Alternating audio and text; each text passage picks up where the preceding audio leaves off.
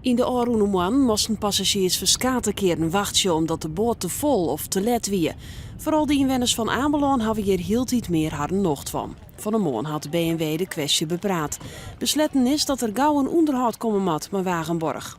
We willen gewoon weten van wat kunnen we hier nou met elkaar aan doen. En dat overleggen. En als dat niet tot een goed antwoord leidt, dan zullen we moeten nadenken over een gepaste andere maatregel. Maar daar wil ik op dit moment nog niet op vooruitlopen. Wij willen gewoon eerst gaan weten van de directie zelf. Wat is er aan de hand? Waardoor ontstaan die vertragingen? En dat hoeft toch niet zoveel te zijn. Nevens Wagenborg-directeur Ger van Langen binnen er een heel soort oorzaken voor de vertraging. Zoals de drokte, leeg en heeg wetter, de breedte en diepte van de vaargeul en het slingeren daarvan. En dat lijkt ingewikkeld. De vertragingen zullen nooit helemaal weggaan. Maar de lengte van de vaargeul is toegenomen door het meanderen van de vaargeul. En daar zouden we een oplossing in kunnen vinden door de vaargeul te verkorten. Maar daar zijn vele belangen bij gemoeid. Wie moet dat betalen? Wie moet dat regelen?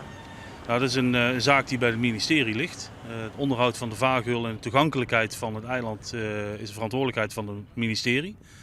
En daar zou de oplossing gevonden moeten worden. Er wordt betiden praten hoe gruttere of vluggere skippen om het probleem aan te pakken.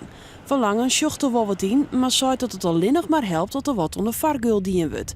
Nevens hem kan een dialoog met de gemeente wat dat aangaat mogelijk op termijn vertuten waan. Ja, in die zin dat we gezamenlijk op kunnen trekken en in dialoog gaan met het ministerie om die oplossing te bedenken. Als die oplossing niet mogelijk is, dan hebben we nog altijd communicatie. Daar zullen we wel iets aan moeten gaan doen dan. En naar de lange termijn toe kunnen we een vervoersconcept ontwikkelen wat beter de omstandigheden van dit moment kan tackelen.